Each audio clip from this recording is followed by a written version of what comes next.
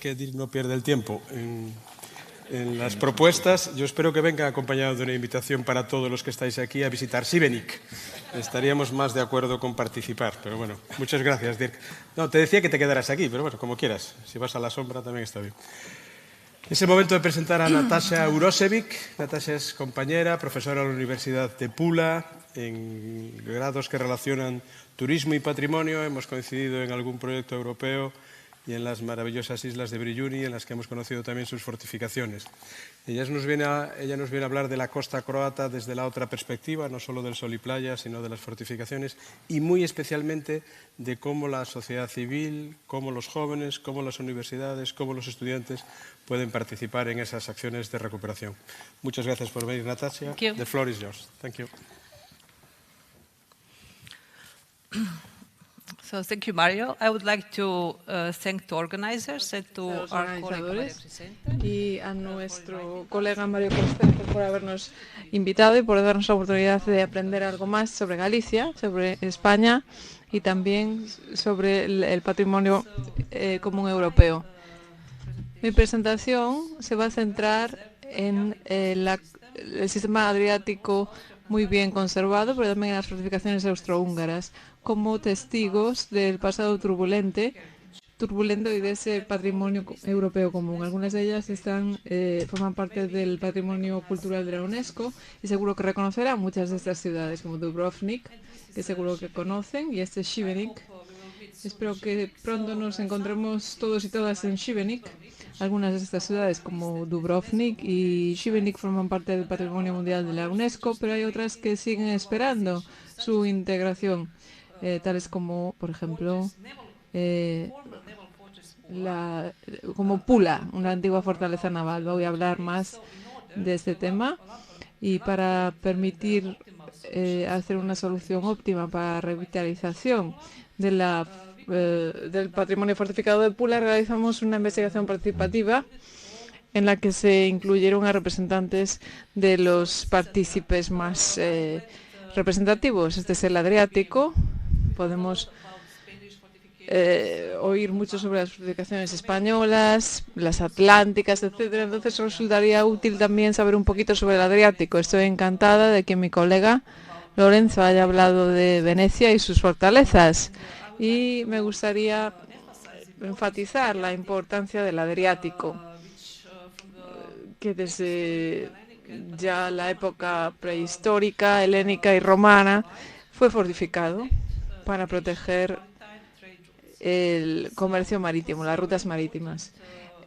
Era una ruta también muy importante durante el periodo veneciano, cuando los gremios medievales fueron instituidos, pero también existen muchas ciudades fortificadas en la costa adriática. Por tanto, debido a las frecuentes invasiones turcas y para protegerse del Imperio Otomano, no solo los venecianos, sino también las monarquías croatas reforzaron esta costa. Según Fernand Braudel, el Adriático puede ser la región más fortificada del mar, lo cual nos permite estudiar todo el Mediterráneo en su conjunto. Como he dicho, la costa adriática ha sido siempre un corredor muy importante entre Europa, Asia y África, y también fue la clave para la entrada al Mediterráneo. Por tanto, hay una enorme cantidad de costa protegida a lo largo del Adriático. Yo podría mencionar, por ejemplo, lugares como Pula, Šibenik, pero también la bahía de Otark. Voy a hablar de esta más adelante, pero voy a centrarme en Pula, que era una fortaleza naval y que, como ya he dicho, originalmente era veneciana, pero también húngara. Por tanto, una combinación muy interesante de patrimonio romano con uno de los mejores anfiteatros conservados en el mundo, pero también hay patrimonio veneciano que está un tanto abandonado también por parte de las fortificaciones austrohúngaras y el puerto naval austrohúngaro. Aquí se ve la bahía de Pula con el antiguo arsenal, que es hoy un astillero. Asimismo, también podemos ver la ciudad antigua y las zonas militares que se encuentran en la periferia. En este mapa también podemos ver el fuerte de Pula, el antiguo fuerte de Pula. Aquí vemos fotografías, asimismo, que tiene como 3 anillos que se encuentran a lo largo de la ciudad. Las fortificaciones siempre fueron el destino de Pula. Y el sistema de fortificaciones de Pula era uno de los sistemas defensivos más complejos del Mediterráneo. Por tanto, fue construido desde el 1813 hasta el 1918, de manera muy planificada. Ocupaba una superficie de más de 300 kilómetros cuadrados, cuyo único objetivo era el de proteger el puerto naval principal, cerca del arsenal, que constituía el centro y el punto de anclado de la Armada austríaca. Pero la Primera Guerra Mundial interrumpió el proceso intensivo de urbanización y modernización de Pula, pero también de Istria. Y después Pula fue seleccionado como principal puerto naval austríaco en 1850. Por lo tanto, lo que permanece es un patrimonio industrial y militar muy significativo, con 30 fuertes principales situados en 3 anillos alrededor de la ciudad. Por tanto, el principal reto de las autoridades locales y de los científicos es cómo valorizar este patrimonio industrial y militar, que no solo es un patrimonio local, sino que puedo decir que es un patrimonio europeo e incluso mundial. Y cómo transformar esta antigua arquitectura militar en espacios creativos para iniciativas civiles, para la cooperación cultural y científica y para la paz y el diálogo intercultural. Entonces, simplemente voy a hablar un poco sobre el desarrollo del sistema fortificado de Pula. Aquí vemos mapas a la derecha, el primero es francés y el otro es austríaco. Y aquí vemos que los ingenieros franceses descubrieron la excelente posición geoestratégica de Pula, que está justo frente a Venecia, en la parte norte del Adriático. Por tanto,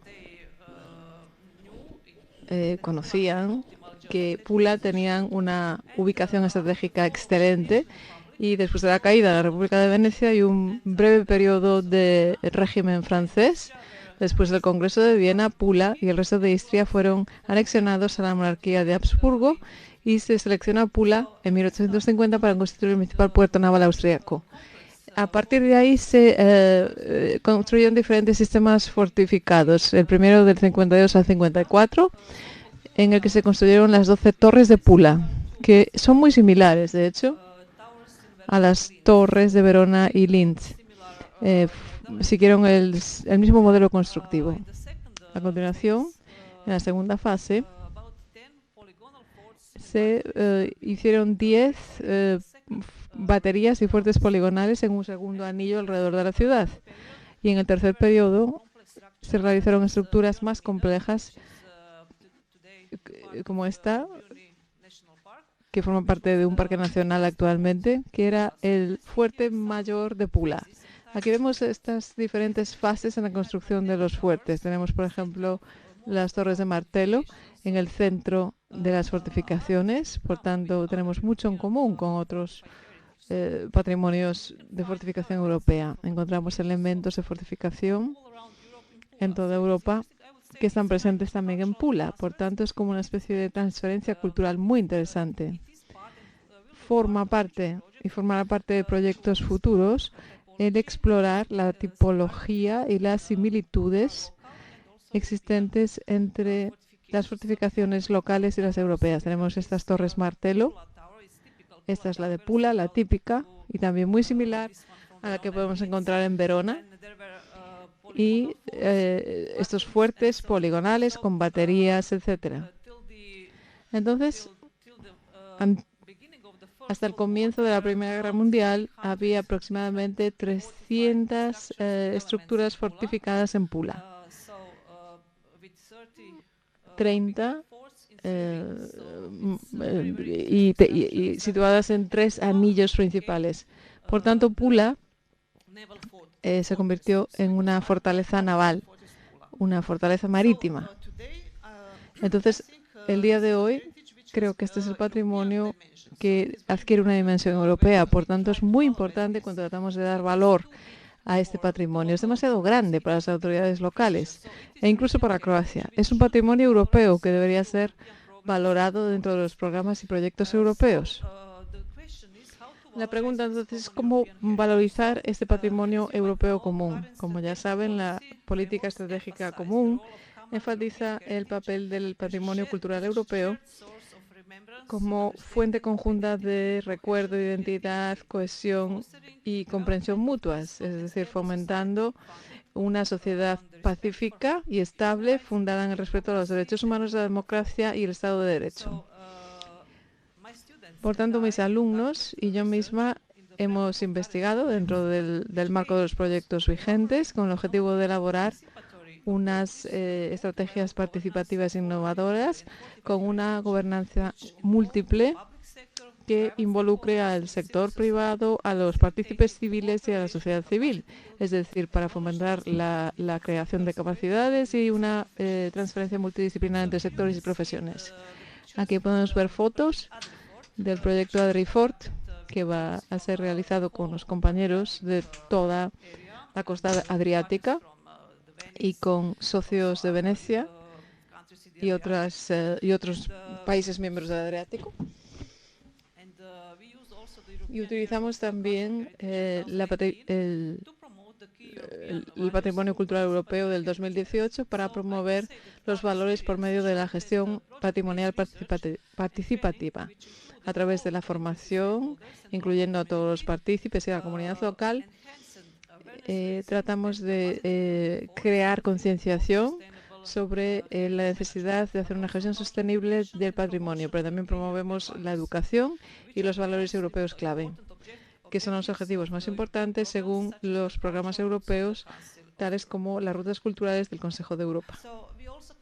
Asimismo, también hemos realizado diferentes estudios e investigaciones dentro del marco de los proyectos europeos vigentes, que hicieron una contribución significativa del patrimonio de las fortificaciones al desarrollo sostenible. Hemos explorado la sostenibilidad económica, social, medioambiental y cultural, y hemos hallado que podría constituir realmente un proyecto de desarrollo sostenible local de las comunidades locales. Aquí hay fotografías del proyecto AdriFort, en el que llevamos a estudiantes locales y a partícipes para organizar rutas culturales y también una especie de ruta europea, centroeuropea, involucrando a diversas ciudades europeas fortificadas con un patrimonio cultural común. Entonces, los estudiantes dentro de estas escuelas o cursos de verano, algunos de ellos provenientes de Italia y de Croacia, reflexionaron sobre este patrimonio común y desarrollaron rutas de caminata y de bicicleta a través de las fortalezas a la entrada del puerto de Pula. Es decir, con la idea de realizar una red de fortificaciones y darles mayor visibilidad. Este es un patrimonio que no resulta visible para la comunidad local porque estaba cerrado al ser un recurso militar. En un momento dado se abrió al público, pero había una cierta disonancia porque la gente no tenía mucha información al respecto. Por tanto, la parte más importante resultó en aportar esa información y a continuación a involucrar a todos los partícipes en diferentes modelos de valorización. Comenzamos con la creación de la nueva ruta local de arquitectura fortificada. Organizamos, por tanto, una gran cantidad de actividades educativas, visitas de estudio para las personas locales, para niños y niñas, para todos los partícipes interesados. Y en esta arquitectura fortificada se volvió más visible. Luego nos preguntamos cómo convertir este patrimonio militar en un atractivo turístico sostenible y asimismo en lugares multipropósito para la comunidad local. Aquí vemos ejemplos de arquitectura fortificada típica de Pula. Esta es la torre de Pula en esta primera foto y a continuación vemos esta torre circular. Y podemos ver esta, que es utilizada por el Teatro Ulises. Es una estructura poligonal en Brioni Minor. Es un parque nacional de Brioni Minor. Y lo que hicimos fue conectarlas. Y realizamos un carril bici, una ruta de bici, para darle mayor visibilidad. Y asimismo para hacerla más práctica y más accesible para los turistas. Lo que nos resulta importante es el de utilizar siempre un abordaje participativo y involucrar a todos los partícipes interesados en la investigación, en la investigación del patrimonio de fortificaciones, pero también quisimos realzar la parte transnacional de la iniciativa, es decir, realizamos talleres creativos y educativos para los residentes, los menores y el estudiantado. Asimismo, quisimos involucrar a todos los partícipes en la investigación relacionada con la valorización del patrimonio fortificado y, asimismo, este es un modelo de gestión del patrimonio que debería incluir una mayor participación de la sociedad civil y las comunidades locales. Asimismo, también buscamos modelos de buenas prácticas, primero en Croacia y, a continuación, más allá de Croacia. Voy a mencionar dos ejemplos de buenas prácticas. Seguro que ya conocerán Dubrovnik, que es una ciudad que se llama la perla del Adriático y que puede ser incluso el símbolo de Croacia. Pero resulta interesante que Dubrovnik tiene una sociedad de amigos de las antigüedades de Dubrovnik, que fue fundada en 1952 para sensibilizar al público general sobre la importancia de conservar el patrimonio cultural e histórico de Dubrovnik, pero asimismo concienciar y aumentar el interés en el mismo. Para mí, lo más importante de esta asociación de amigos es que no solo son autosuficientes, sino que su presupuesto es mayor que el presupuesto del Ministerio de Cultura croata con respecto a los bienes tangibles. Es decir, me resulta también interesante el precio de las entradas, que es de los más altos en todo el Mediterráneo, y reciben 1 millón de turistas anuales.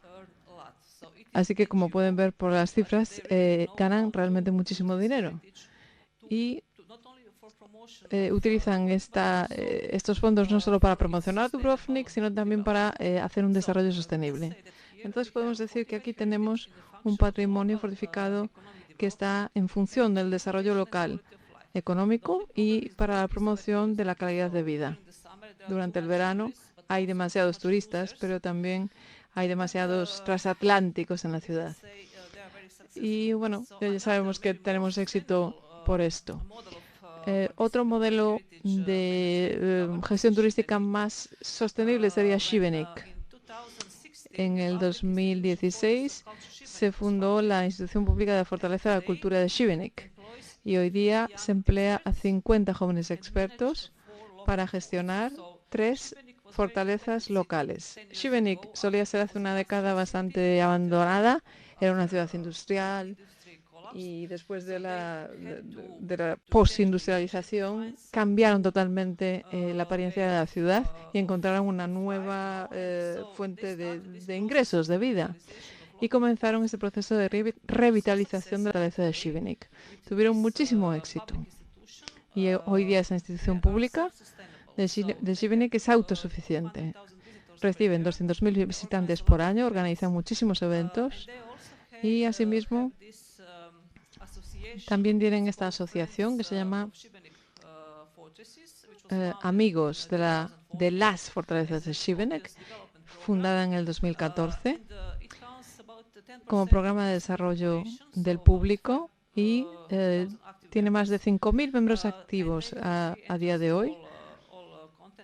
Tienen entrada libre a todas las estructuras de la fortificación de Šibenik y, por tanto, parte de la cuota de membresía anual va para el mantenimiento de esta fortaleza de Šibenik. Espero que algún día puedan verla. Es una fortaleza preciosa.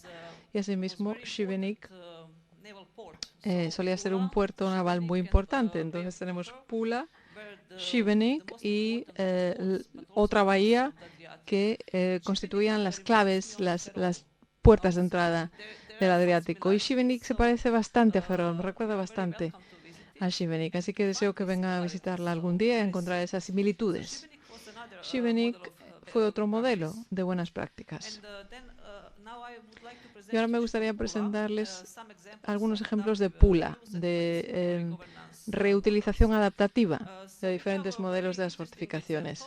Tenemos un ejemplo muy interesante en este antiguo fuerte poligonal, Berudela, que está localizado en la parte turística de la ciudad, y a iniciativa de un experto, de una experta, deseaba transformar este antiguo puerto en un acuario. Y realmente esto empezó a hacerlo hace 20 años. Yo estoy impresionada por lo que consiguieron. Hoy día esta empresaria emplea a 35 personas y recibe a 200.000 visitantes anuales. Entonces han transformado esta empresa familiar en un centro de rescate de tortugas marinas, una escuela y un montón de actividades científicas y educativas. Por tanto, no solo es un ejemplo de buenas prácticas locales, sino que además demuestra que es posible, con entusiasmo, conseguir transformar una estructura tan grande en un lugar para la ciencia, la cultura y la educación. Otro ejemplo de valorización y de mejores prácticas en Pula es este fuerte austrohúngaro situado en el centro. Tenemos este castillo veneciano de 1633 construido por un ingeniero francés. Tenemos también un nuevo centro de interpretación en el interior del fuerte de Pula, que se hizo dentro del marco de un proyecto actual. Es muy interesante que con un sistema de ascensores se conectan los refugios subterráneos, los túneles,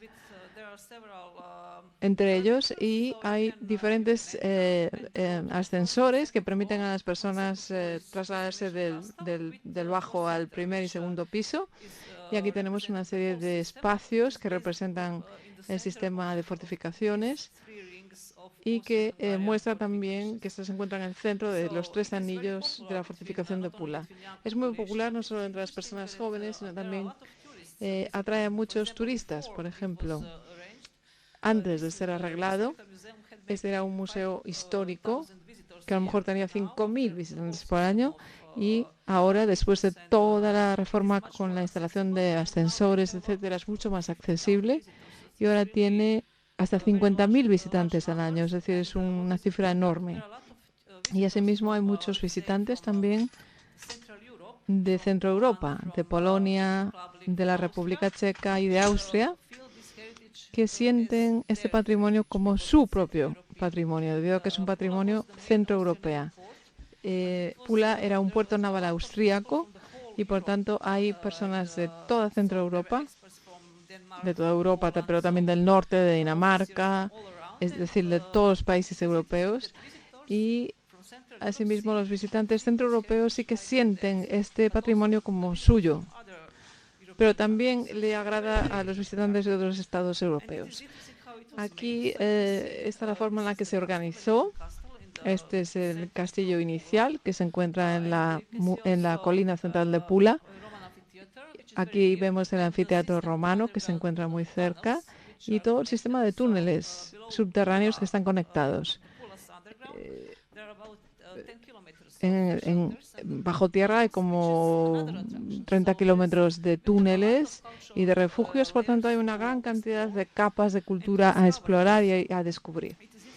Resulta interesante también que Pula fue nominada para la lista de UNESCO debido a que tiene patrimonio romano, y ahora también está propuesta para la nominación por el patrimonio húngaro, que es otra de las capas culturales de importancia transnacional. Asimismo, otra buena práctica local es Bryony Minor, este fuerte, y el Parque Nacional de Bryony. es el fuerte mayor del sistema local, construido desde el 1985 al 1900, con el objetivo de defender Pula, la entrada de Pula, es decir, la principal base naval. Asimismo, hubo un taller de arquitectura internacional en fortificaciones muy interesante, que estamos tratando de organizar una vez más, porque hay nuevas infraestructuras en forma de barracas militares. Y asimismo es muy interesante la realización de un festival de teatro que se celebra en el verano. Así que esta es la manera en la que estas antiguas fortificaciones también pueden tener usos científicos y culturales. Este es Bruni Minor, que es precioso, es este parque nacional. Por tanto, les invito también a visitar este parque nacional, que es uno de los lugares más bonitos de Croacia y un lugar de descanso. Asimismo, tenemos también fortificaciones del siglo XX. Aquí, en este caso, vemos un búnker del tiempo de Yugoslavia, porque Pula fue austrohúngara, también fue italiana y también perteneció a Yugoslavia. Entonces, este es el sistema de búnkeres de 1953-54 que siguen siendo utilizados. Es decir, es muy interesante porque la mayoría de los fuertes locales están siendo cuidados por las ONGs locales y por los voluntarios. Hay un grupo de voluntarios que se ocupa de mantener esas estructuras. Es muy interesante.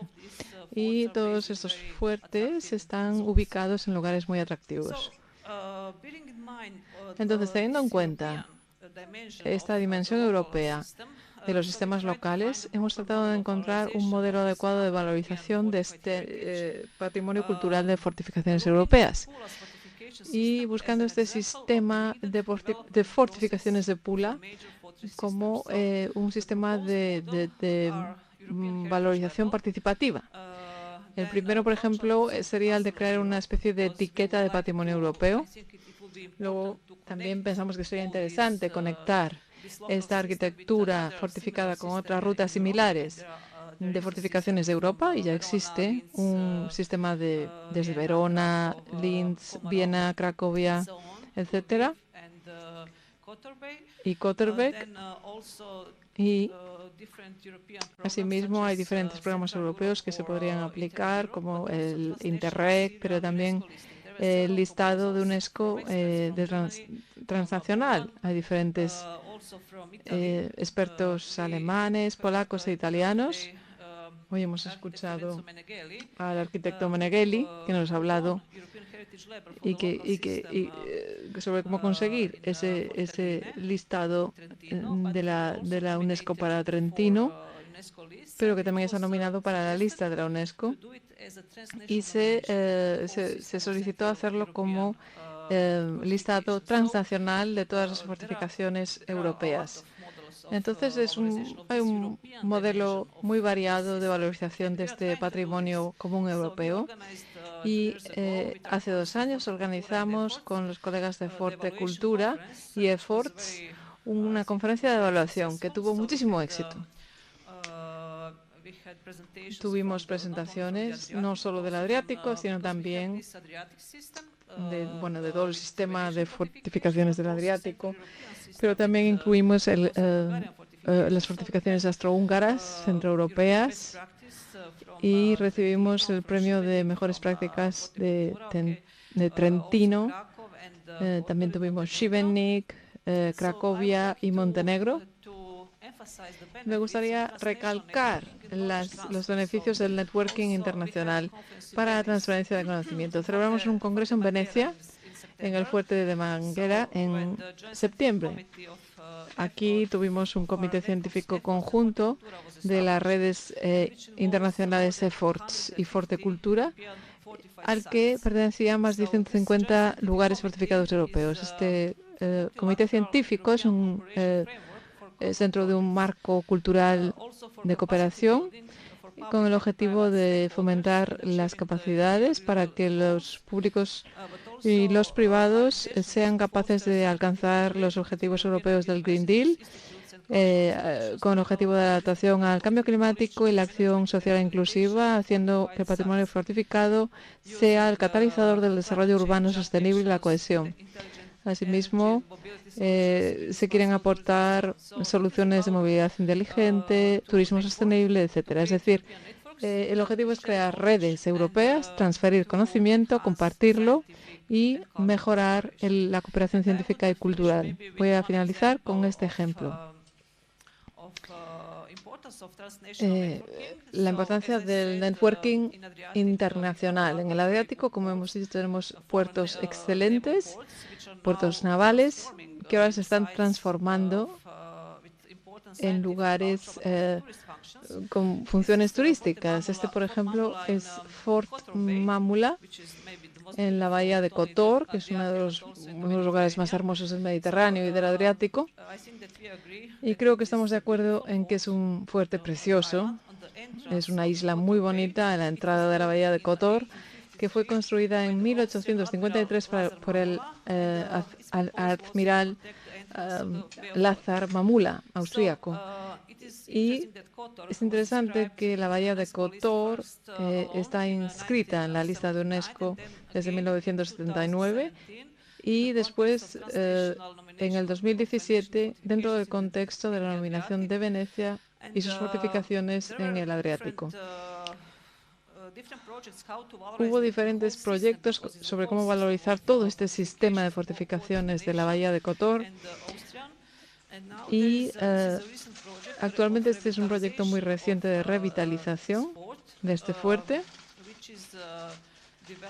que es el desarrollo de un hotel spa de lujo.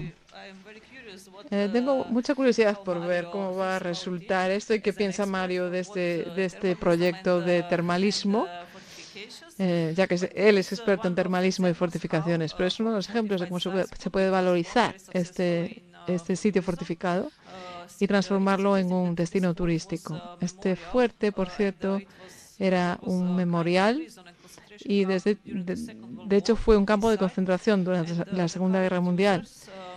Y se creó un museo en memoria a las víctimas de este régimen.